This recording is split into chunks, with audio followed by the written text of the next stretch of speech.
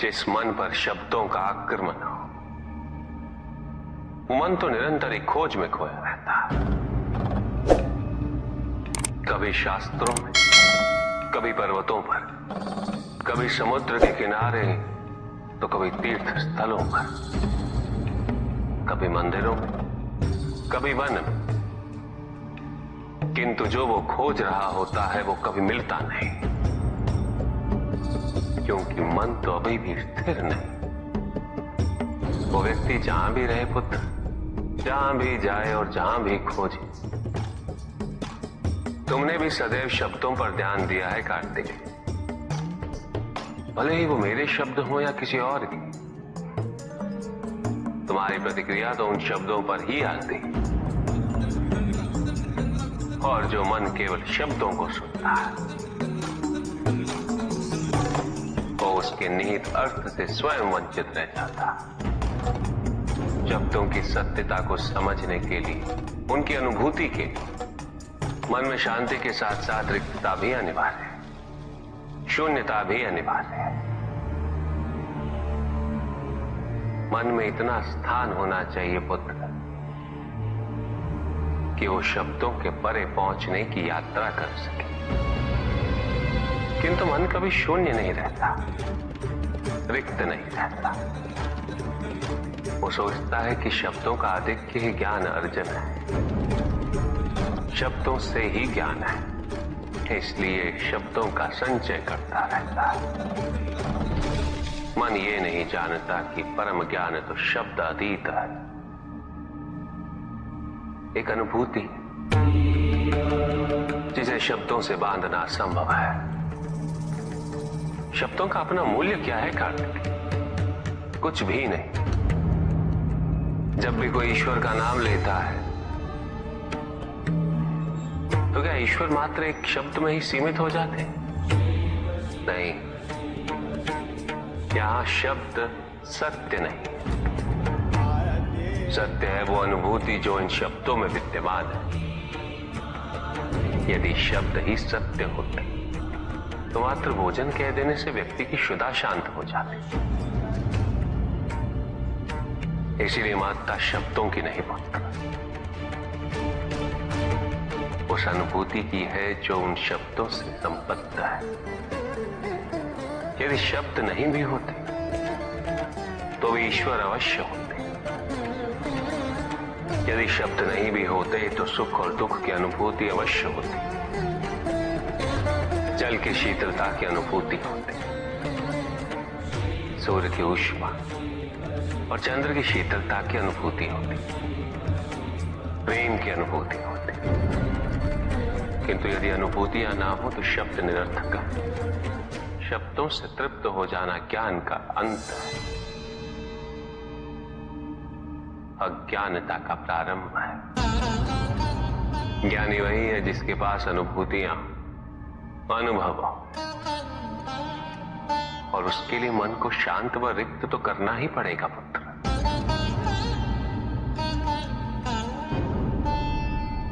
युद्ध किसी व्यक्ति से नहीं गणेश, मानसिकता से होता। युद्ध में संघर्ष अच्छाई या बुराई का नहीं होता, सभी में अच्छाई है और बुराई भी है पुत्र। युद्ध तो विचारधाराओं का होता है। व्यक्ति अपने पराक्रम पर, अपनी क्षमता पर विश्वास कर युद्ध करता है, और जब उस विश्वास को क्षति पहुंचती है तो सब कुछ निरर्थक प्रतीत होने लगता है। किंतु आपसे पराजित होकर भी लोहितांग क्यों नहीं समझ रहा? उसे अपनी स्वतंत्र इच्छा का उपयोग कर उचित मार्ग पर चलने का प्रयास करना चाहिए। व्यक्ति अपने को खो दे समझती है, व्यक्ति अपने को समर्पित कर दे, छोड़ दे अहंकार को, तो ब्रह्म की इच्छा ही पूर्ण होती है, और अभी भी वही फलित हो रही है। ऐसा नहीं है कि हम उससे भिन्न फलित करा लेंगे, लेकिन व्यक्ति भिन्न फलित कराने में लड़ेंगे, टूटेंगे, नष्ट हो। एक नदी में एक बार बाढ़ आ गई पुत्र। 2 छोटे से तृण उसमें बह रहे थे और उसमें से एक नदी में तिरछा पड़ गया और वो बाढ़ को रोकने का प्रयास कर रहा था। वो अत्यंत ऊंचे स्वर में कह रहा था कि नदी को आगे नहीं बढ़ने देगा। यद्यपि नदी तो बस बढ़ती ही जा रही थी। वो फिर ऊंचे स्वर में यही कह रहा था कि मैं इसे अवश्य रोकूंगा, यद्यपि रोक नहीं पा रहा था।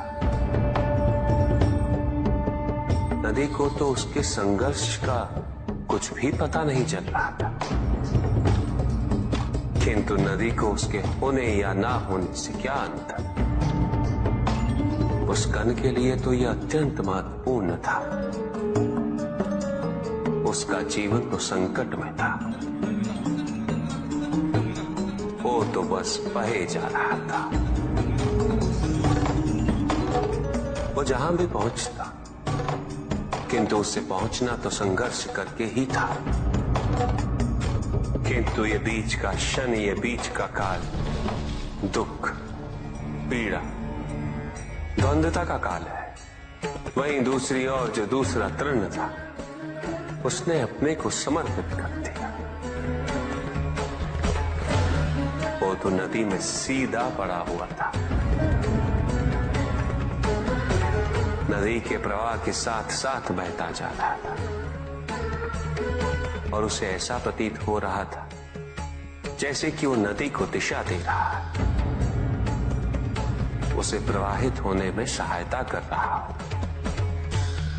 वो तो ये निश्चय कर बैठा था कि नदी को समुद्र तक पहुंचाकर ही रहेगा, किंतु नदी को उसकी उपस्थिति का भी आभास नहीं था। नदी पर उन दोनों के होने या ना होने का कोई प्रभाव नहीं था। नदी तो बस बहे जा रही थी। ब्रह्म की इच्छा को जाना नहीं जा सकता, किंतु ब्रह्म के साथ एक अवश्य हुआ जा सकता, और तब व्यक्ति की अपनी इच्छा तो खो ही जाती है। केवल उसकी इच्छा ही शेष रह जाती है। द्वैतांग को अपनी आगे की यात्रा पूरी करने हेतु अत्यंत महत्वपूर्ण निर्णय अवश्य लेने होंगे। केवल उसके अहंकार को, अपितु उसके आत्मसम्मान को भी क्षति पहुंची। जहां से इस युद्ध का अंत हुआ है, वहीं से लोहितांग के अंतर युद्ध का आरंभ हुआ है। और जो भीतर पराजित होता है, उसे हर दिशा में केवल पराजय ही दिखती है।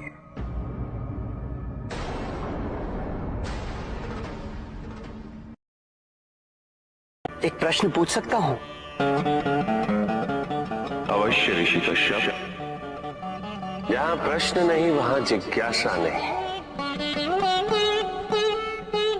और जहां जिज्ञासा नहीं होती वहां ज्ञान की वृद्धि नहीं हो सकती। निसंकोच होकर पूछिए। प्रभु, आप तो कालोपरी हैं, सर्वज्ञ हैं, त्रिकालदर्शी हैं। चारों ओर ये जो अज्ञान का अंधकार फैल रहा है, उसमें ज्ञान का मूल अर्थ कहीं ना कहीं खोता जा रहा। मेरा आपसे विनम्र निवेदन है प्रभु, किसी अन्य विषय पर चर्चा आरंभ करने से पूर्व हमारे और इस समस्त संसार के कल्याण और मार्गदर्शन हेतु आप ज्ञान की मूल परिभाषा से एक बार हमें पुनः अवगत करवाएं। ज्ञान और अज्ञान की परिभाषा को स्पष्ट रूप से समझने के लिए ज्ञान और अज्ञान की विशेषताओं का स्मरण करना आवश्यक है।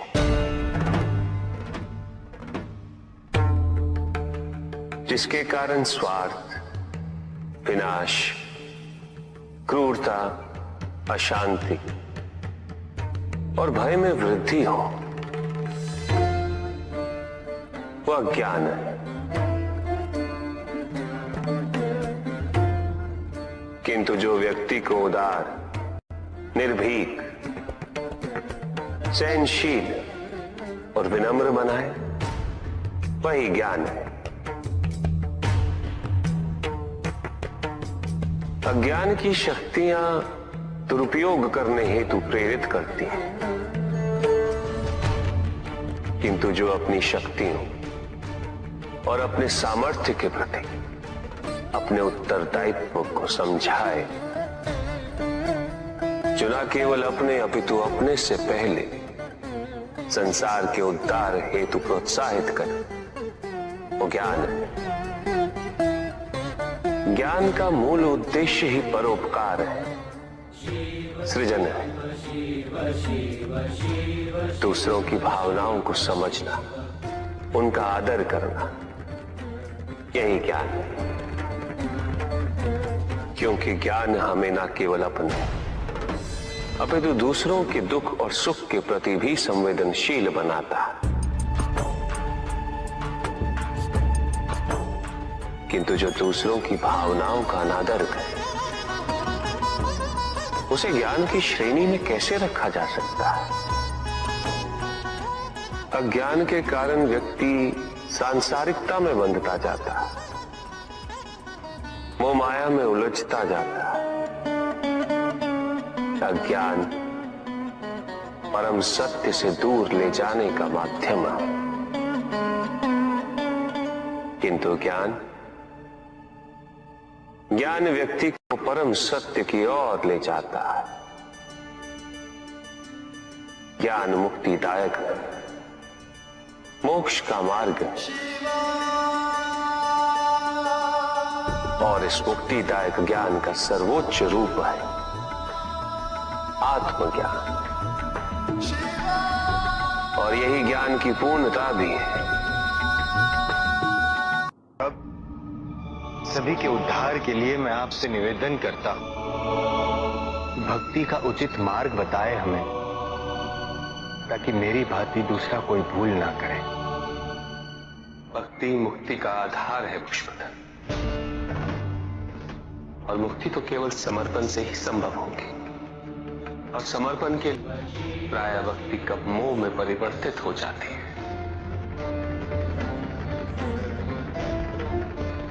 और ऐसे में पथ भ्रमित होना अनिवार्य है।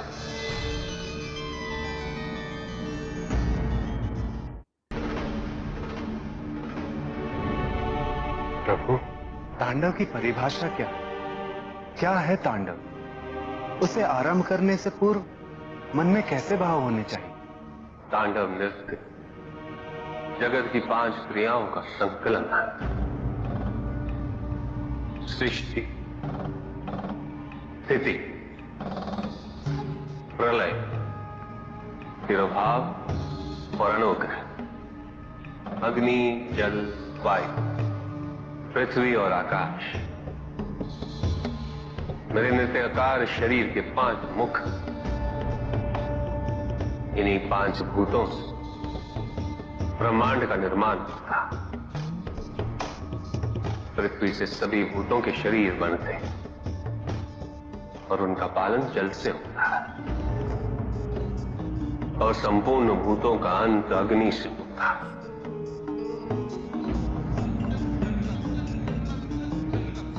वायु तथा आकाश में तिरोभाव और अनुग्रह की शक्ति। इस प्रकार मेरे ये 5 महाभूत मुख मेरे नृत्य की 5 महाक्रियाओं का प्रतीक है। धन आवश्यक है ऋषियत्र, क्योंकि धन मूल आवश्यकताओं को पूरा करने में सहायक होता है। किंतु जब कोई व्यक्ति इच्छाओं को आवश्यकता समझने लगे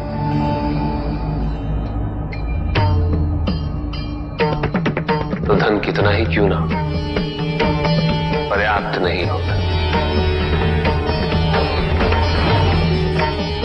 क्योंकि इच्छाएं अंतहीन है।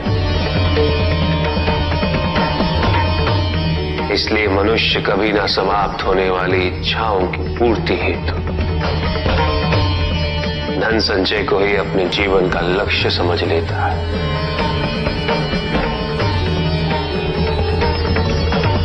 वो लोभी बन जाता है।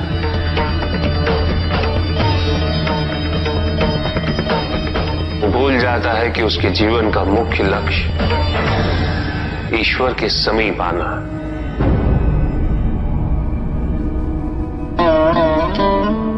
ऐसे लोभी व्यक्तियों को अपनी मृत्यु के समय भी यही दुख रहता है कि उन्होंने क्या कुछ नहीं पाया, क्या शेष रह गया। ऐसे समय में वो एक क्षण के लिए भी ईश्वर का स्मरण नहीं करते, अपने जीवन की निरर्थकता और व्यर्थता का बोध नहीं होता। बिल्कुल चाहिए धन चाहे कितना भी हो ऋषियत्र, मूल आवश्यकताएं तो केवल उतनी ही। तन ढकने के लिए वस्त्र, पेट भरने के लिए आहार और शरण के लिए भवन। इन आवश्यकताओं के पूर्ण होने के पश्चात जो भी है वो इच्छा है। धनी व्यक्ति के पास जो भी अतिरिक्त धन होता है वो उसे दान करना चाहिए, उनके उद्धार के लिए जो अपनी मूल आवश्यकताओं को पूरा नहीं कर सकते।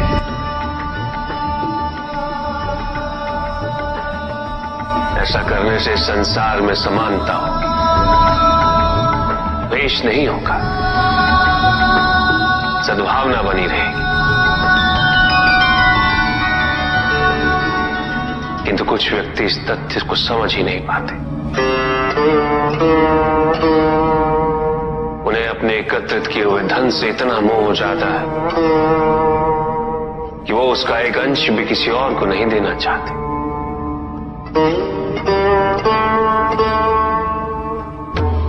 ऐसे व्यक्तियों की सूची में सर्वप्रथम स्थान कुबेर का है।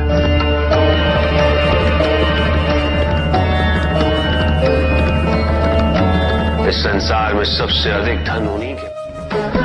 शक्तिशाली बनना अत्यंत कठिन है, किंतु उससे भी कठिन होता है शक्तिशाली बने रहना।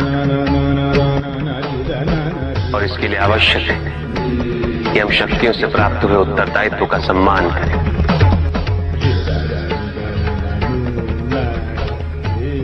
अन्यथा हम स्वयं पर निरंतर खो देते हैं और यह हमारे पतन का कारण बनता है। युद्ध में की गई भूल और उपलब्धियों से कुछ न कुछ सीखना आवश्यक है कार्तिक। बुराई और अच्छाई के मध्य ये युद्ध निरंतर चलता रहेगा। आज एक अध्याय समाप्त हुआ है, कल दूसरा अध्याय आरंभ होगा।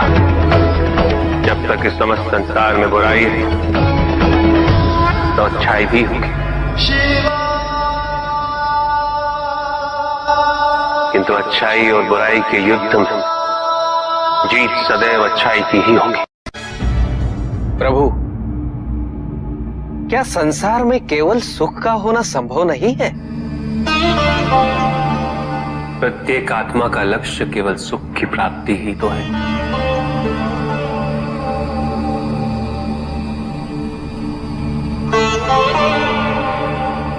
परमानंद की प्राप्ति, किंतु हम सुख नहीं, सुख को प्रदान करने वाली वस्तुओं को एकत्रित करना ही जीवन का उद्देश्य मान लेते हैं। ये समस्त संसार माया है, सब कुछ नश्वर है।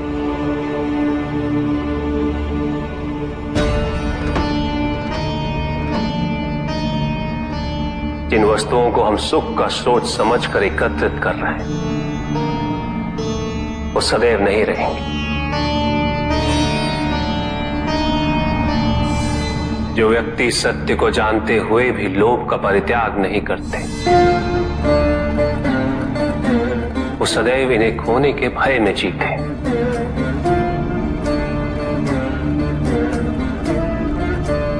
और जो व्यक्ति सत्य को जानते ही नहीं, वो अहंकार में जीते।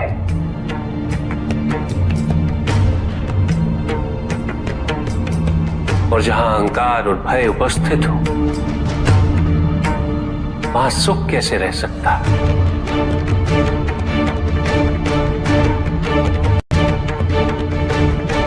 किसी को यह दुख है कि उसके पास कुछ भी नहीं, और जिसके पास सब कुछ, उसे यह दुख है कि पाने को कुछ शेष नहीं।